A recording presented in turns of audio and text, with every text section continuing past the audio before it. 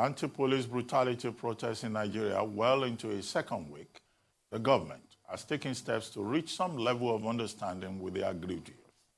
Yesterday, at the weekly Federal Executive Council meeting, all state governors in Nigeria and the Minister of the Federal Capital Territory were all directed to initiate steps to directly engage the protesters, ostensibly to avert a further deterioration of the tension being generated by the crisis, in addition to the need to stem disruptions to economic activities, especially in the country's major commercial center, Lagos, which has been the epicenter of the protests, with the protesting youth responding in kind to these overtures from government.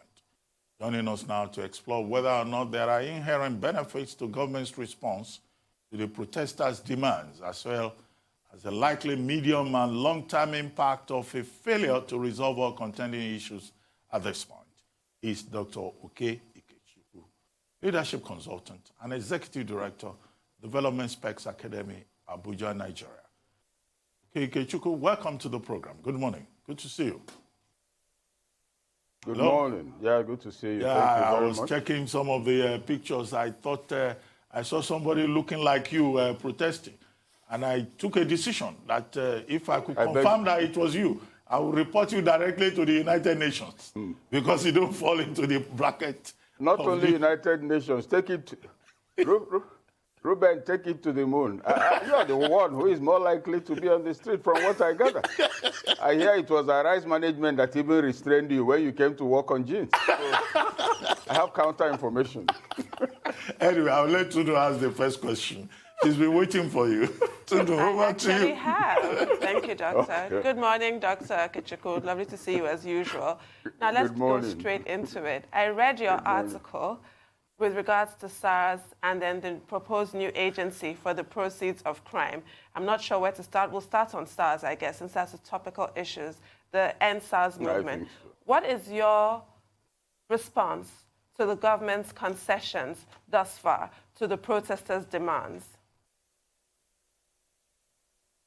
Well, I don't know about concession, as if the government is doing the people a favor. First, the protests were necessitated by clear violation of rights, clear ungovernability of SARS, clear evidence that it doesn't look like SARS was reporting to anybody, and that most of the time the known laws did not seem to be applied whenever that unit intervened anywhere, whether in the street, in people's homes.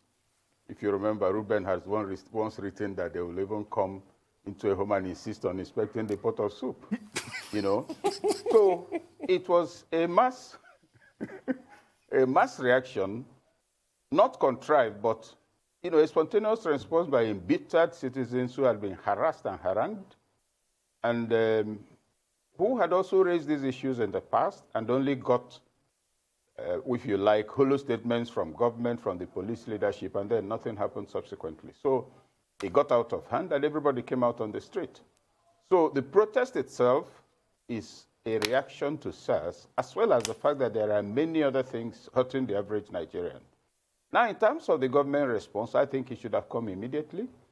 I think the whole point of having leaders is that they are, first of all, representatives of people, and that when these things began, what happened yesterday at the Federal Executive Council, I imagine, should have happened long before now. So I wouldn't want to describe it as concession.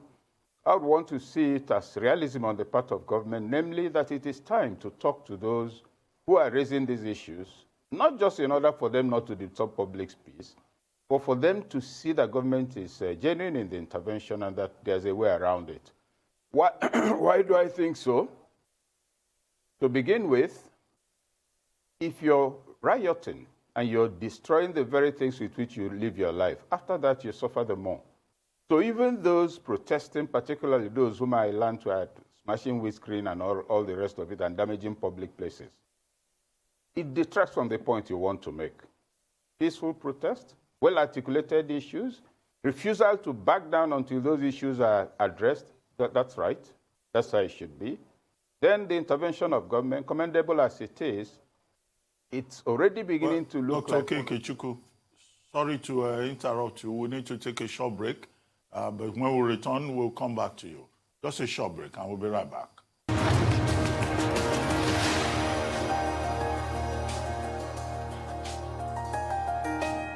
Welcome back to the morning show here on the Arise News channel. We're still having a conversation with Dr. Okey Ikechukwu. Dr. Ikechukwu, sorry for that interruption. If you may just continue. No problem. Yes, I was making the point that the decision of the government as announced to engage the people is a very good one, but what's the logistics for that decision? I think what they will do, identify specific organizations that are spearheading this protest, and then engage them, send competent people who will meet with them. If I'm one of those spearheading it and you say we should come and meet with the governor, probably in some appointed place, and he addresses us, you know, you have to be patriotic, we are working on it, we are tired of hearing such things. Nigerians need to understand that SARS, the government rather, that SARS has become more destructive of the faith of the citizen in government than even armed robbers, because it's deemed to be a government institution.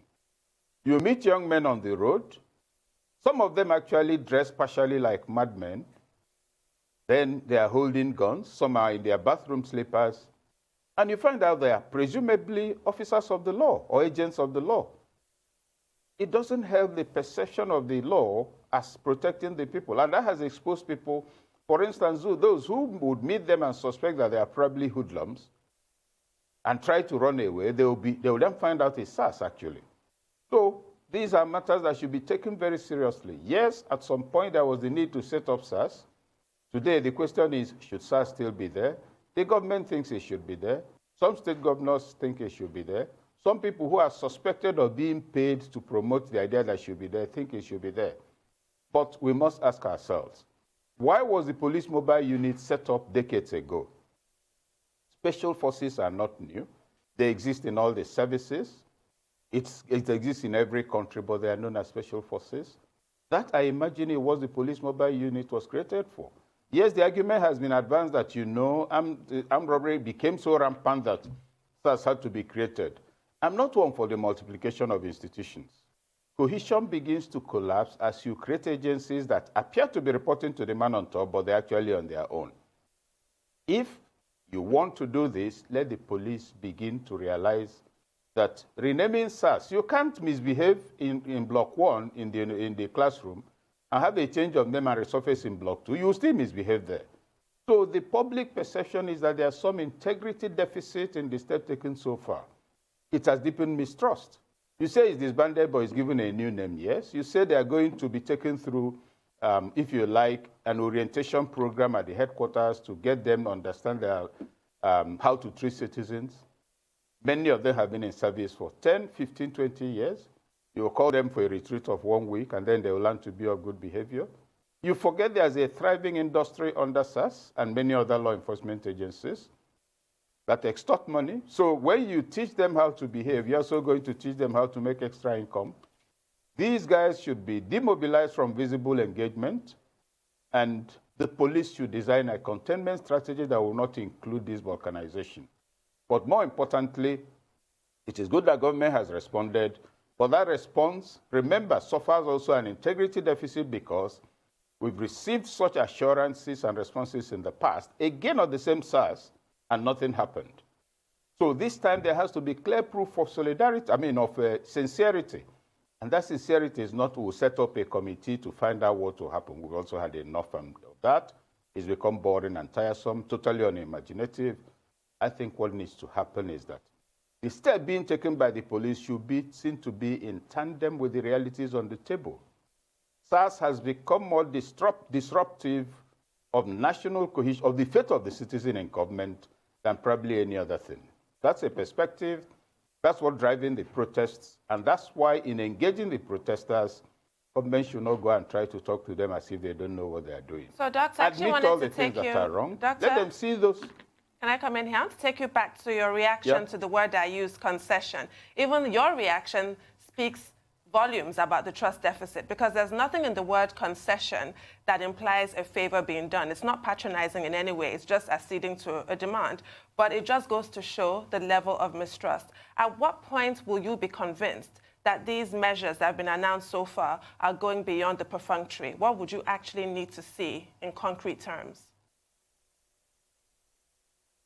What I would want to see, first of all, even me looking now, I'll be looking with extreme mistrust, and I'll tell you why. You've already said that SARS is disbanded, and then you change the name to SWAT. So my initial feeling will be, I can't trust you. So 50% is off the table of my trust. You might struggle to get something out of the remaining 50%. I don't know what percentage. Now, you cannot, because you don't like SARS, say there should be insecurity. You must also take account of the fact that the police is thinly spread, not so competent, if I must say so, in maintaining internal security. That's why the army is everywhere. And that these people, the SARS people who are accused of armed robbery, sometimes confirmed, of giving guns to criminals, may actually stir up the polity to such an extent that everybody will be crying, why was SARS disbanded? Police must be aware of this. SARS needs, no, my question would be, where is the mobile, Nigeria Mobile, Anti-Riot Mobile Unit, which is a special forces? Why is it also that crime is increasing? You see, we are dealing with this matter as a purely internal defense matter. We need law and order. What is generating the disorder in the place? Poverty, unemployment, hunger, and as we speak, more companies are being shut down because of COVID. Food prices are going up. So you find that the incentive to look for alternative means of survival, since there are very limited legal options, is increasing. While talking about SARS, we also should be talking about what government is doing on a broader level. We've heard of palliatives. Nothing wrong with palliatives, except that we don't know who it went to. So what one would want to see on the table, SARS should actually be seen to be disbanded. The mobile police unit, they should tell us what it does and why it's no longer visible anywhere. The police should be properly equipped. It isn't at the moment. Even some of the soldiers who now come on the streets are also not as equipped as the criminals. So it's a matter of a comprehensive approach to national security. If the governors go and appeal to the protesters, and some of them come out and make fine speeches, it doesn't remove the fact that there's insecurity. If we continue the path we are going, because shortly after the riots began, some people came out, and from their reflexes, it could be seen and suspected that they were sponsored. That is neither here nor there. But the point is that when the response to a crisis is to attempt to whitewash the reality, it not only shows insincerity, but it shows that those involved may actually keep whitewashing until an explosion also takes them away. We are on very hot sands right now. And it will seem that, okay, the announcement was made yesterday. Who is spearheading it? Where was the platform for the NGOs? I think also the NGOs, because there are many of them involved, the musicians, there are many of them involved, let them also hold a meeting among themselves. As true patriots who love their country, who don't like the insecurity, let's meet and take a position, choose some people who represent us with this government committee, then it will be orderly. But if it goes on only in the streets, yes, you people have said, oh, you know, that's how the Arab Spring started, that's how they started with, what do you call it, with the man in Libya, and they overthrew him. After they overthrew him, what did Libya become? Okay. What is happening in Sudan? So let's not celebrate the wrong paradigms. We need to register displeasure, protest if necessary, but peaceful protest. Okay. Continue refusal to back down until the demands are made, but not in such a way that even our own lives will be endangered because we are also disrupting public space. Okay, I want to talk about, you know, you call it integrity deficit, I call it trust deficit in this conversation. You know, the fact that increasingly we hear statements like right to peaceful protest, but the protesters keep getting attacked. Some of the protesters alleged that the police are looking on while this is happening. In fact, these protesters, the first of its kind I've seen anywhere in the world, have to now resort to getting bouncers to be able to form a security wall to protect them. Man, how do we reconcile all of this? This integrity gulf, as it were. I would, you know, trust. There can be distrust where there's integrity. Let's say there's mutual trust between you. I know you to be a person of integrity. You know me to be a person of integrity. And we go to a place, and I bring you a cup of tea, and you don't trust the cup of tea because of the kind of place we are in, there's distrust, but not lack of integrity. In the case of the perception of government, it's complete lack of integrity. Let's not deceive ourselves. Look at the speeches being made. A few weeks ago, Independence Day, we had the president's speech. We are doing very well in security, in agriculture, and so many other. After listening to that, will you really care to listen to a lot of other things?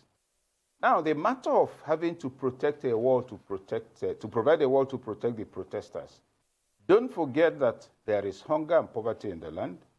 And so an opportunity of protest, which appears to bring about a slight reduction in security consciousness, provides opportunities for hoodlums to run out, rob a few people, and have food to eat for 3 days. So all of these things point to the absence of social infrastructure, the absence of governance. I mean, all the protesters, they're in local governments. They are not local government chairmen. Everybody is saying the federal government should come and save them. The governors will speak on TV, and in their states, probably only 20% of the population have electricity. Very few people listen on radio. And then you say, yeah, we've addressed Nigerians to be of good behavior. The whole reason why the various layers of government exist is for the people there to perform. They are not doing that. And so the real issue is that there has to be a complete recalibration of the political and leadership elite and their reflexes. Privileges are visible, but services are not. I have an SUV, I'm a senator, I go with private vehicle, I go to see my people occasionally and come back. The roads are still the way they were in 1999. Poverty has moved up. If people come to the house, I give them money. The population of the people who are at this level of dependency keeps increasing. And so you find that a total disconnect occurs between preachment and expected outcome. I then get used to talking. I say, oh, you know, we are working on it. Everybody be patient. We'll find a comprehensive solution. The person you're talking to is hungry. He gets an opportunity to steal. He does it. All of that is going on. Then the agency is meant to protect him. He also begins to think they are killing him and extorting from him. This is a grave national crisis. It's not about SARS. SARS, the reaction to SARS is only symptomatic. I've seen people who are also beginning to attach a hashtag, dismiss service chiefs. There's a hashtag on NEPA. A snowballing may take place. And let's not kid ourselves. The police, the armed forces are too thinly spread to handle anything if there's an eruption. It's not enough that you carry an AK-47 and you're walking around the street. How many bullets do you have inside it? How many people can you shoot if they keep coming? If you say, okay, I'll keep shooting, are you expecting reinforcement? The answer is no. The security and military authorities must also know the vulnerability of their personnel they put out in the street. They can be overrun if there's a continuous flow of people unarmed and on foot. Ask yourself, assuming you even have 3 magazines of an AK-47, how many people will you shoot? And after that, where are you going to? You'll run for how long before they catch you and tear you up? We are all in danger, particularly the leadership elite. All of us are in danger. Some people think they are safe. Somebody like Ruben will probably think he's safe and tell himself, we the masses are not affected. Look at Ruben's skin. Does he look like a mass? So you see that we are all actually being delusional when we think there's any people. Anybody who is looking very healthy today in Nigeria is a suspect. Anybody who is driving a good car is a suspect. Back then, 93, June 12 riots, we were all on the Guardian editorial board. Some colleagues were attacked on Ikorodu Road, and these were among the people doing the most writing and protest to restore June 12. Somebody nearly lost his Paul Tokumbo car. How can you be driving a car with AC? You're among the people who were benefiting from June 12. Can you imagine? A young man, he wasn't even married at the time, but a journalist. So these are issues. Let's not delude ourselves. A disaggregation has taken place. Anybody who looks healthy, look at me, I'm wearing a suit. And you expect me to attend a meeting where they're talking about the trouble of Nigeria and go scot-free? So those who are commenting should also know that you need to be alive. You need an environment in order to create a better society. When you choose to destroy everything, you're going under yourself. So, Ruben, you should be worried. You are not a mass. But what do you make of what looks like a difference, even in this matter?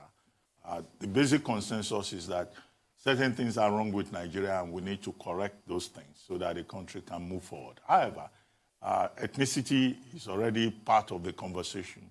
Geography is part of the conversation. Ethnicity. Northern youths are talking about end insecurity now. The governors in the north are saying, don't disband SARS, reform it. We don't want it disbanded. They seem not to be aware that, SARS has been replaced with something else.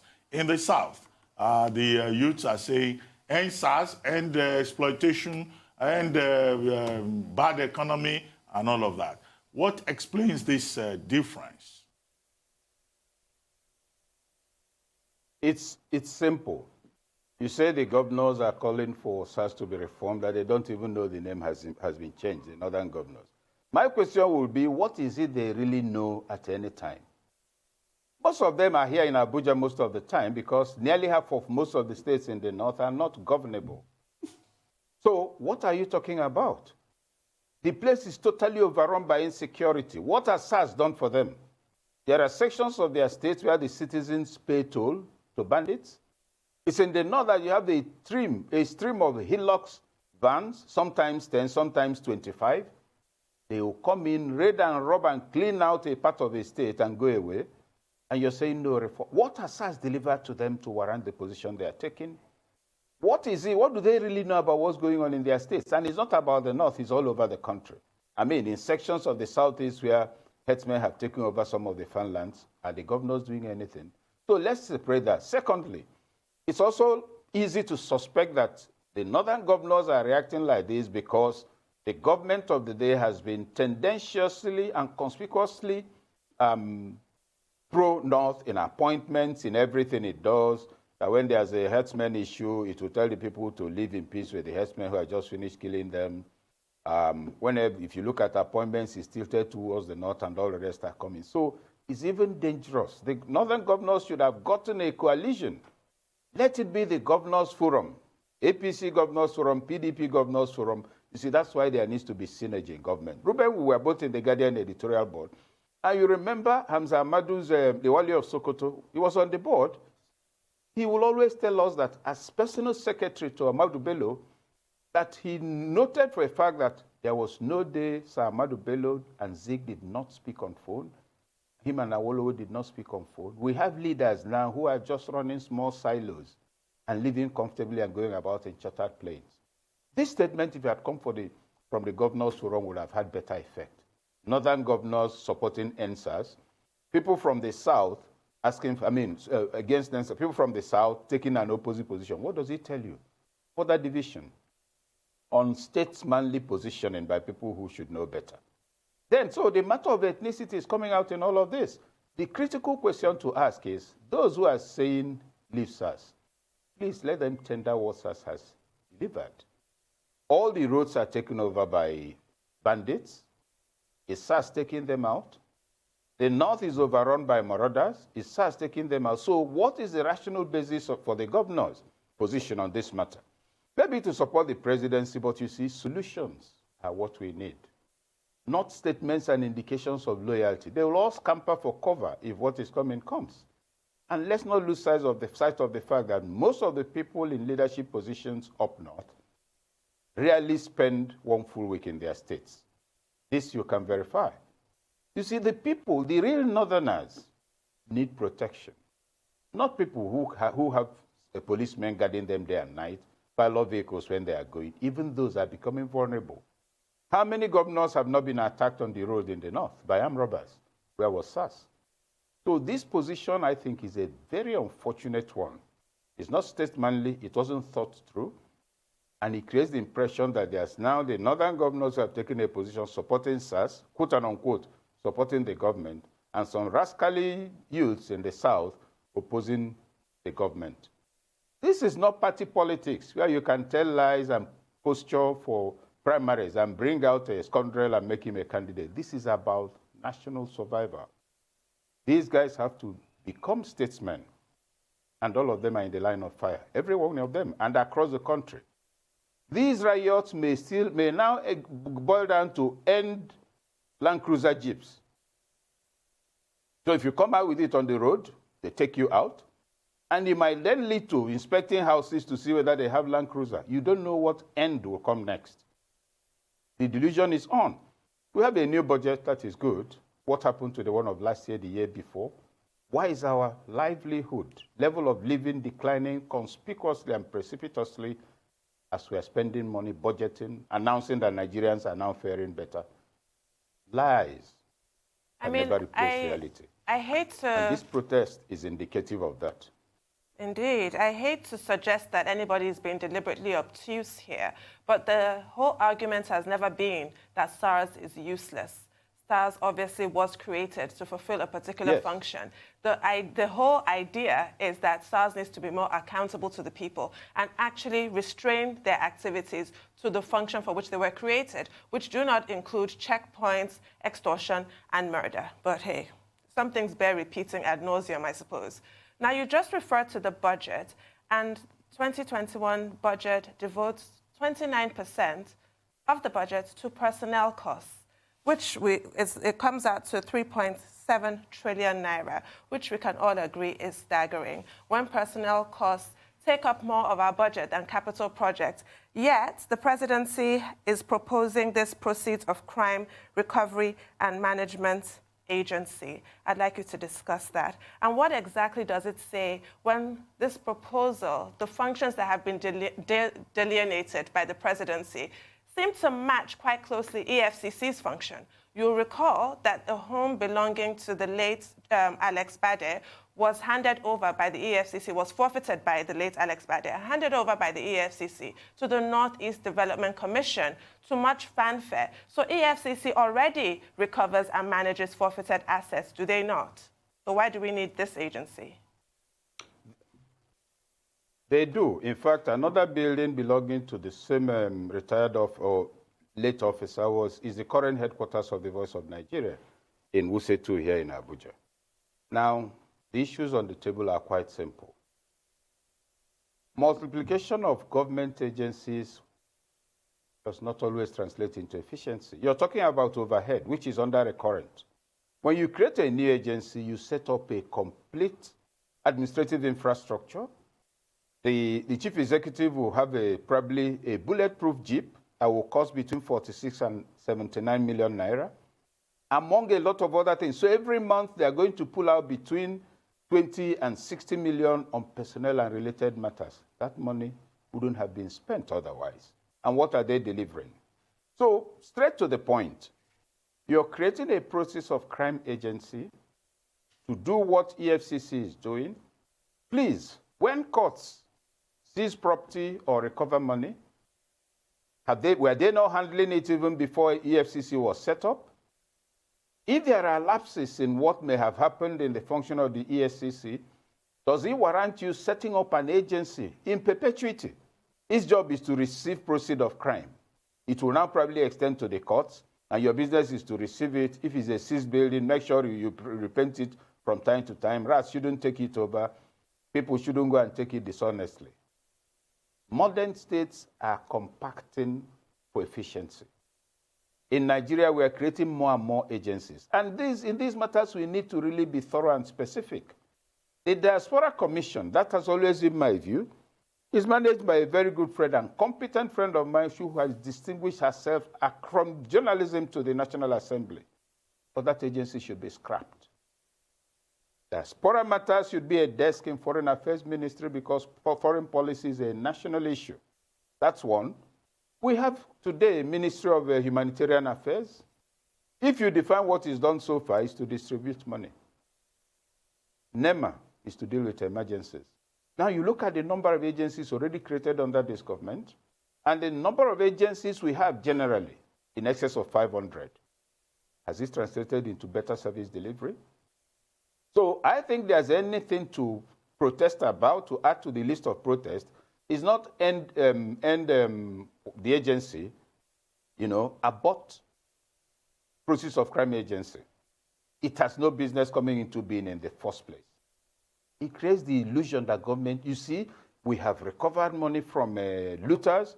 Now we've made arrangements to make sure nobody steals it again. This is not kindergarten. We are not primary school children celebrating episodic triumphs. where there's no overarching umbrella of loyalty.